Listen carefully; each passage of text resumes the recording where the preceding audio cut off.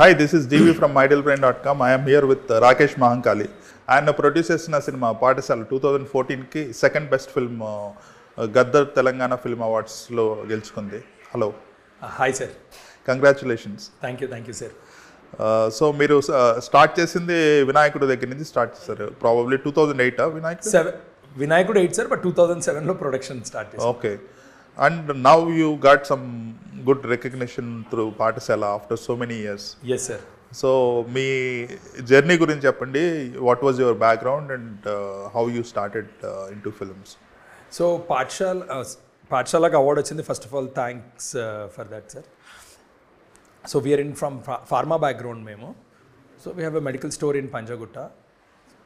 Like any other bye, నేను చిన్నప్పటి నుంచి ఫిలిమ్స్కి ఫ్యాసినేటెడ్. బట్ ఆబ్వియస్లీ అంత ఈజీగా ఒప్పుకోరు కదా ఇంట్లో అయినా ఎక్కడైనా సరే సినిమాలు చేయాలి అది అంటే. సో ఆ నలుగురు అనే ఫిలిం మా ఫ్రెండ్ వాళ్ళ ఫాదర్ ప్రొడ్యూస్ చేశారు. సో వాళ్ళతో ఏంటంటే నాకు ఒకరోజు జూనియర్ ఆర్టిస్ట్గా వెళ్ళే అవకాశం దొరికింది. So I only chose that, ఎందుకంటే జూనియర్ ఆర్టిస్ట్కి వెళ్తే నాకు సినిమా ఏంటి ఎలా ఉంటుందని అర్థమవుతుందని. So I went there. So cinema ఇంత ఉంటుందా అని అప్పుడు అనిపించింది. తర్వాత ఆ ప్రొడ్యూసరే నాకు ఒకరోజు కాల్ చేసి వినాయకుడు కథ గురించి, ఒక ఫ్యాట్ అబ్బాయి ఉంటాడు, ఒక హాట్ అమ్మాయి, ఇది ఒక కథ ఉంది, విను నువ్వు ఒకసారి అని ఒక 5 minutes మాట్లాడారు ఆయన. సరే అంకుల్, నాకెందుకు చెప్తానంటే నువ్వు చాలా లావు ఉన్నావు కదా, బికాజ్ నేను అప్పుడు 140 kgs ఉండేవాడిని. సరే నువ్వు నీ ఎమోషన్ ఎలా ఉంటుందో అర్థం చేసుకుందాం అనేది ఆయన ఇంటెంట్. అప్పటికైనా ఆ నలుగురు తీశారు కాబట్టి చాలా రెస్పెక్ట్ ఆయన మీద నాకు. సో ఆయన పంపించారు, కథ విన్నాము, చేద్దాము అనుకునే టైంకి ఫర్ వాట్ ఎవర్ రీజన్స్ అది టేక్ ఆఫ్ అవ్వలేదు. 2006లో విన్నాను ఈ కథ ఫస్ట్, 5 ending or 6. తర్వాత ఆయన తమిళ్ శ్రీకాంత్ ప్లస్ శివాజీ గారితో ఒక సినిమా స్టార్ట్ చేశారు. మ్యూజిక్ అన్నీ ఒక స్టేజ్కి వెళ్ళాయి.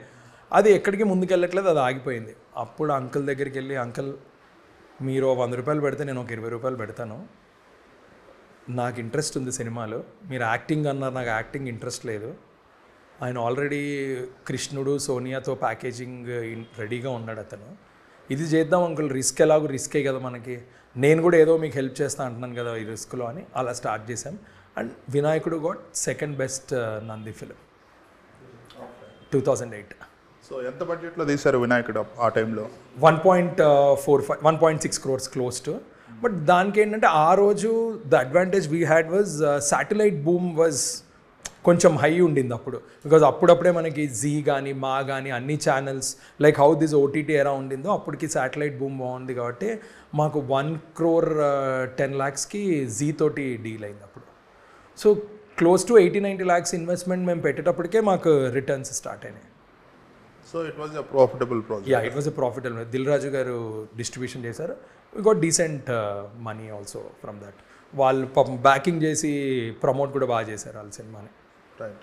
అండ్ దే హ్యాడ్ కొత్త బంగారు లోకం తర్వాత వాళ్ళకి ఇది ఫాలో అప్ ఫిల్మ్ లాగా ఉండింది ఇది. బికాజ్ ఎందుకంటే అప్పట్లో 4 weeks అన్న ఆడేటిది ఒక సినిమా ఉన్నప్పుడు, డిస్ట్రిబ్యూటర్ కూడా ఒక సినిమాని 3-4 weeks ఓన్ చేసుకునేవాళ్ళు కాబట్టి ఫాలో అప్ ఫిల్మ్ లాగా ఇది సెట్ అయింది అప్పుడు దానికి అట్లా. రైట్. తర్వాత క్రియేటివ్ టీమే మనకి సీక్వెల్ ఐడియాతో వచ్చారు. సో అప్పుడు నాకు మహి పరిచయం అయ్యాడు. So Mahi gave the story for this విలేజ్లో వినాయకుడు. సీక్వెల్ అంటే నేను కొంచెం కన్ఫ్యూజ్డ్ ఉండింది, బికాస్ నాకు కూడా కొత్త సీక్వెల్ అప్పటికి. సో ఇది ఇప్పుడు అమ్మాయిని ఒప్పించాడు, ఇప్పుడు ఫాదర్ని ఒప్పించాలి, ఒక ఫ్యాట్ అబ్బాయి అనే కాన్సెప్ట్ తోటి కొంచెం అక్కడ మొత్తం ఆంధ్రాలో తీసాము ఆ సినిమా. బట్ విలేజ్లో వినాయకుడికి the problem we had was Vinayakudu good విల్కి సినిమా గాట్ డీసెంట్ ఓపెనింగ్. తర్వాత సెకండ్ వీక్ నుంచి కర్నూలు ఫ్లడ్స్ ఉండింది. అప్పుడు కర్నూలు ఫ్లడ్స్ వల్ల సినిమాకి కలెక్షన్స్ బాగా డ్రాప్ అయిపోయాయి. దానంతా సూపర్ హిట్ అవ్వలేదు సినిమా కానీ, బట్ స్టిల్ ఆ వచ్చే ఫర్ ఎగ్జాంపుల్ 1 కోటి రూపాయల బడ్జెట్కి ఇంకో 30 లక్షలు వస్తే ప్రొడ్యూసర్కి హెల్ప్ అవుతుంది కదా ఆబ్వియస్లీ. అతను ఇంకో స్టోరీ మీద ఇన్వెస్ట్ చేసుకుంటాడు, ఇంకో యాక్టర్ కన్నా అడ్వాన్స్ ఇస్తాడు. అండ్ మీడియా విజిబిలిటీ అనేది లేకుండా పోయింది ఆ సినిమాకి.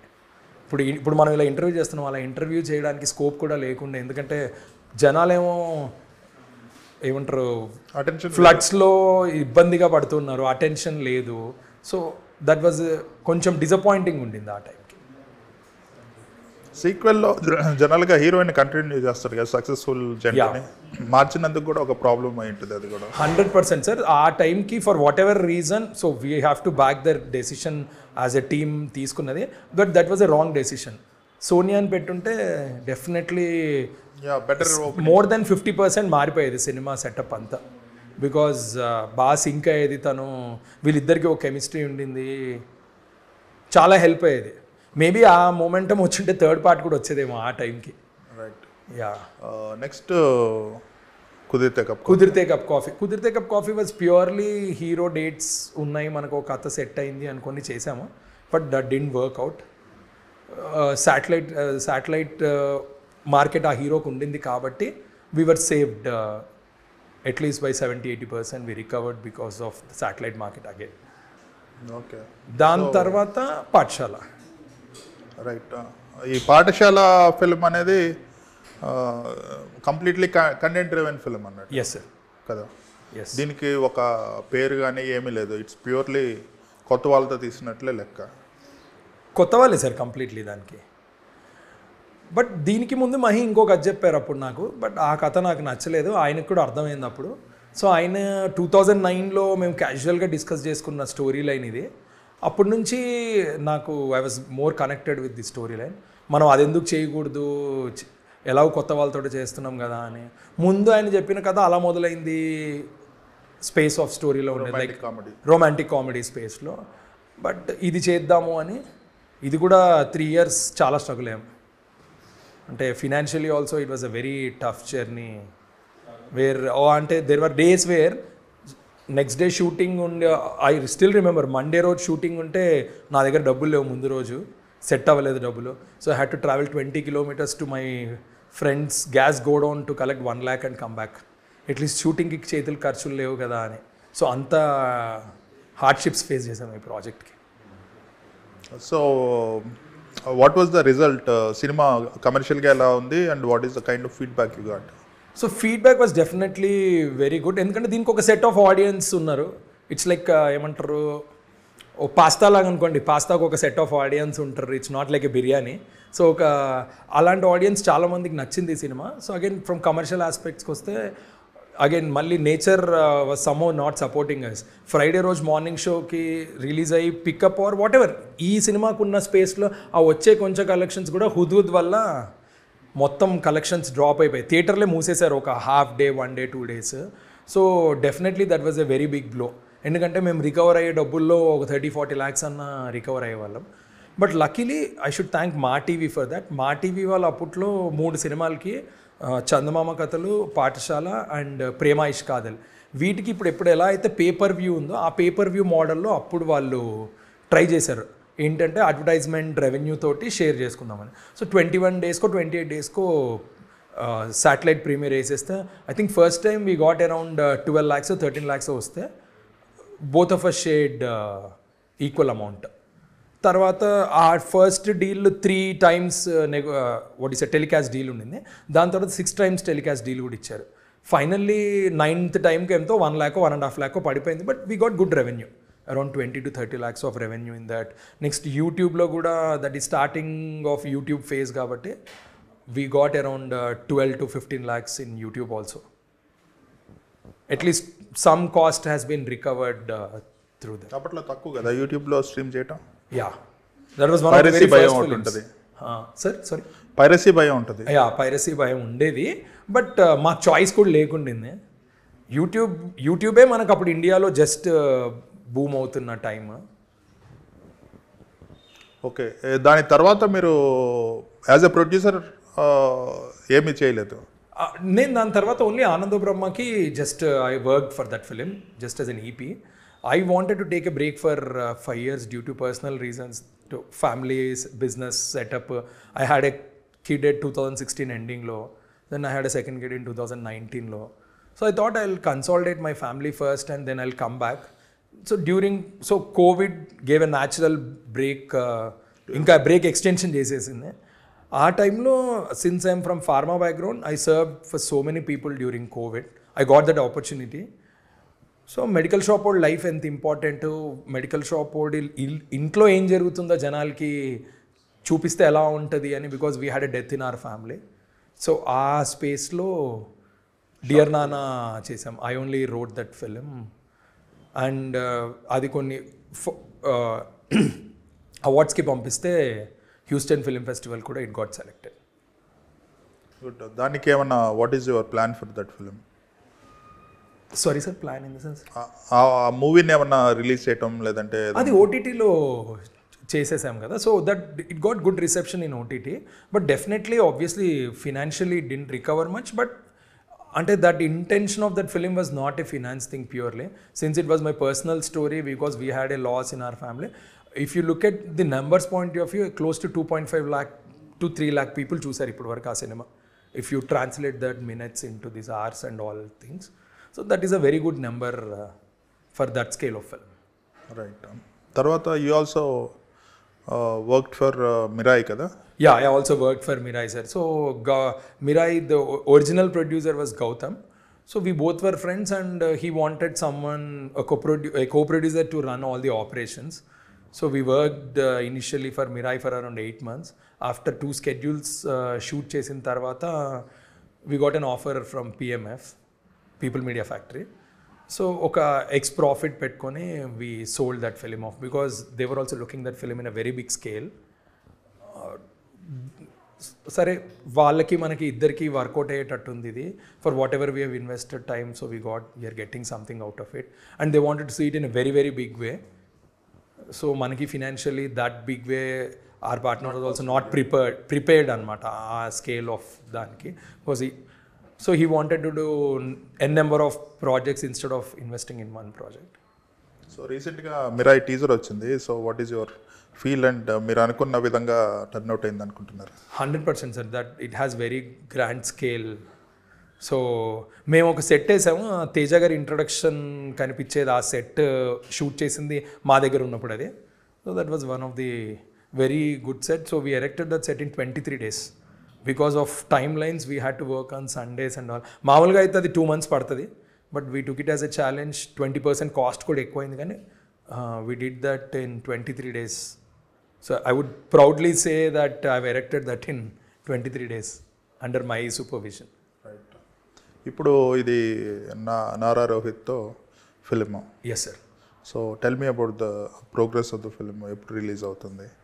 సో ఇప్పుడు భైరవం అయిపోయింది కాబట్టి రోహిత్ గారిది will come in mostly June end or July. So Rohit గారి ఫాదర్ది దానివల్ల కూడా కొంచెం డిలే అయింది ఆ టైంలో 2-3 months. సో దాని తర్వాత ఈ భైరవం వచ్చింది కాబట్టి సో న్యాచురల్గా ఈ సినిమా ఇప్పుడు వచ్చేస్తుంది ఇంకా. సో రోహిత్ గారిని ఎలా అయితే మనం సోలోలో చూసామో, ఈ రోజుకి ఈ ట్రెండ్కి తగ్గట్టుగా సోలో క్యారెక్టర్ 10 ఏళ్ళ తర్వాత ఎలా ఐ మీన్ ఆ కైండ్ ఆఫ్ స్పేస్లో 10 years ఓల్డర్ క్యారెక్టర్ ఎలా ఉంటుంది అనేది solo was like more like he's కొంచెం అగ్రెసివ్గా ఉంటాడు, ఇందులో కొంచెం సబ్డ్యూడ్ ఉంటాడు because age kind of. So you got my point. Yeah. So character కూడా అంతే, ఒక 10 years ఎక్స్ట్రా ఏజ్ ఉంటుంది. ఏదైతే అప్పుడు 10 years ఎలా అయిపోయిందో మేబీ 12-13 years అయింది సోలో వచ్చి కూడా. Right. So you are telling me that Vinayakudu టైంలో వినాయకుడు 140 something వెయిట్ ఉండేవాళ్ళు అనేసి, now you are looking fit. So అది ఎలాగా మీరు తగ్గించారు? So 2 reasons sir. Obviously one, pharma బ్యాక్గ్రౌండ్లో ఉన్నాను కాబట్టి నేను మెడికల్ స్టోర్కి వెళ్ళేవాడిని కాబట్టి ఆ టైంలో ఇంకా ఎక్కువ పెరిగిపోయాను. బట్ ఆ టైంలోనే రోజు మా దగ్గర పేషెంట్స్ వచ్చేవాళ్ళు. My story still in Panjagutta. So sugar patients, BP patients ఎంతమందిని చూసారో మనం కూడా వాళ్ళలాగా అయిపోతామేమో. So you have to take care of this అనేది ఒకటి. సెకండ్, మనం ఇలా ఉంటే పెళ్ళి ఎవరు చేసుకుంటారు మనల్ని అనేది ఒక సాఫ్ట్ పాయింట్ ఉంటుంది కదా back of the mind. Those 2 things motivated me. Motivate అయ్యారు, బట్ ప్రొసీజర్ ఏం ఫాలో అయ్యారు తగ్గడానికి? Procedure is completely natural sir. So this is my 19th year of gym. So అందుకే నాకు 10 to 15 years పట్టింది కంప్లీట్గా తగ్గడానికి. It completely natural. సో ఏమన్నా సర్జికల్ ప్రొసీజర్స్ అయితే 2-3 yearsలో తగ్గిపోయామేమో. నేను దాని గురించి కాదు, జిమ్ చేయటం కూడా there should be a procedure to do it కదా. న్యాచురల్ వేలో చేయాలన్నా కూడా సో దేని మీద కాన్సన్ట్రేట్ చేయాలి? ఐ హ్యావ్ అంతే sir. Today if you have good amount of money, there is an opportunity of hiring a good trainers now. So back in 2007 నేను start చేసినప్పుడు అంత ట్రైనర్స్ కూడా ఆపర్చునిటీ ఉండేది కాదు. Today we have if you go deeper into that subject there are lot of good trainers, lot of good gyms. ఇప్పుడు నేను వెళ్తున్న gym latitudes అని ఒక జిమ్ ఉండేది, అది ఉపాసన గారు వాళ్ళు కొనేసుకున్నారు తర్వాత. సో అది ఒకటే జిమ్ ఉండేది అప్పుడు. ఇప్పుడు అలాంటి gyms we have around 10 gyms. So we have no facilities to reduce weight if you are seriously motivated. But back then 20 years back it was not easy. People were clueless. అంటే తగ్గిపోవాలని ఉంటుంది కానీ ఎలా తగ్గాలో తెలియదు. Now you have technology in your hands. You can browse and see what suits for you, what doesn't suit for you. Right. What is your inspiration for becoming a producer? Nothing sir, సినిమాలో నాకు చిన్నప్పటి నుంచి పిచ్చి అంతే. ఆ సినిమాలు పిచ్చితోటే we coming from a business family, so always looking at again business, cinema as a business in a way. But at the same time నాకున్న ఫైనాన్షియల్ కన్స్ట్రైంట్స్కి, నాకున్న ఫైనాన్షియల్ లిమిటేషన్స్కి నేను చిన్న సినిమాలే చేసే స్కోప్ ఉండింది. సో నాకు కథే హీరో, అలాంటి స్టోరీస్ పట్టుకొని అలాంటివే చేశాను. రైట్. సో ఇప్పుడు పాఠశాలకి అవార్డు వచ్చిన తర్వాత యువర్ ఓరియంటేషన్ హ్యాస్ చేంజ్. అంటే దీనివల్ల ఏమైనా మోటివేషన్ వస్తుందా మళ్ళీ సినిమాలు తీద్దాం, కొంచెం డబ్బులు పెడదాం అనేసి? అంటే that again depends upon the story, my personal situations after Sundarakanda ఎన్ని చేయగలుగుతాము అనేది. ఒకటి parallelly we are also trying to mount some web series, that is one thing. ఒకటి మాత్రం కాన్ఫిడెన్స్ పాయింట్ ఆఫ్ వ్యూలో ఒకటి ఏంటంటే మనం కరెక్టే ఆలోచించాము, అట్లీస్ట్ ఒక సెన్సిబుల్ సినిమాలు తీసాము. ఒక commercial metre that is a different point, that is ఇంకో వేరే డిస్కషన్ అది. బట్ అట్లీస్ట్ మనం ఆలోచించింది, ఇప్పుడు మనం తీసిన 4 సినిమాలకి 2కి నంది అవార్డులు వచ్చాయంటే ఓకే ఫైన్, కరెక్ట్గానే ఆలోచిస్తున్నాం in terms of cinema, good content cinema. Okay, డబ్బులు కావాలి అంటే దానికి again how I make it as a commercial film అనేది I have to progress for that. Right. Paathasala టైంకి ఇప్పటికి what are the fundamental differences in terms of the movie making కానీ, release కానీ, economics కానీ?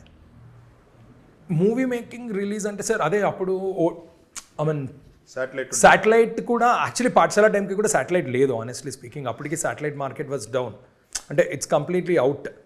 సో సినిమా అనేది most of the films నేను చేసినవి ఏంటంటే satellite was a bonus.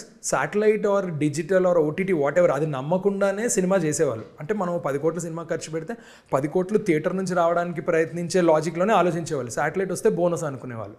Unfortunately Covid తర్వాత ఓవరాల్ ఈక్వేషన్లో మనకు అలవాటైంది ఏంటి అంటే ఓటీటీ అనేది ఒక రెవెన్యూ స్ట్రీమ్గా అలవాటు అయిపోయింది. దానివల్ల కాస్ట్ పెరిగిపోయింది తెలియకుండానే కొన్ని సిచ్యువేషన్స్లో. సో దాని మీద మనం డిపెండెంట్ అయిపోయాము. So for small films, content based films are medium range films, you shouldn't depend on that. Again it varies from project to project, but basically you shouldn't depend on that completely. అంటే ఇప్పుడు ఏంటి, non థియేట్రికల్లో మనం cost recover చేసేసి థియేటర్లో bonus వస్తాయి అనేది reverse అయింది ఇప్పుడు. అవును. సో దట్ ఈ అలా మనం వాళ్ళ మీద డిపెండ్ అయిపోయినప్పుడు you can blame corporates or OTTs also. వాళ్ళకు కూడా 52 ఫ్రైడేసే ఉంటాయి. మనకి థియేటర్ వాళ్ళకి ఎలా అయితే 52 ఫ్రైడేస్ ఉంటాయో, ఇప్పుడు సలార్ లాంటి ఒక పెద్ద సినిమా ఒక ఓటీటీలో వచ్చిందంటే 2 వారాలు వాడికి ఇంకొక సినిమా అవసరం లేదు. అంటే in terms of viewing also వేసినా కూడా దానికి విజిబిలిటీ రాదు. సేమ్ థియేటర్ ప్రాబ్లమే అక్కడ కూడా, ఓవర్లాప్ చేసేస్తుంది అంత పెద్ద సినిమా. సో మనం ప్రతి ఒక్కరు ఓటీటీలో నుంచి మనకు వచ్చేస్తుందని డిపెండ్ అయినప్పుడు వాళ్ళని ఫ్లడ్ చేస్తున్నాం, మనం కంటెంట్తో ఫ్లడ్ చేస్తున్నాం వాళ్ళకి. సేమ్ థియేటర్ ప్రాబ్లమే మళ్ళీ వస్తుంది అక్కడ.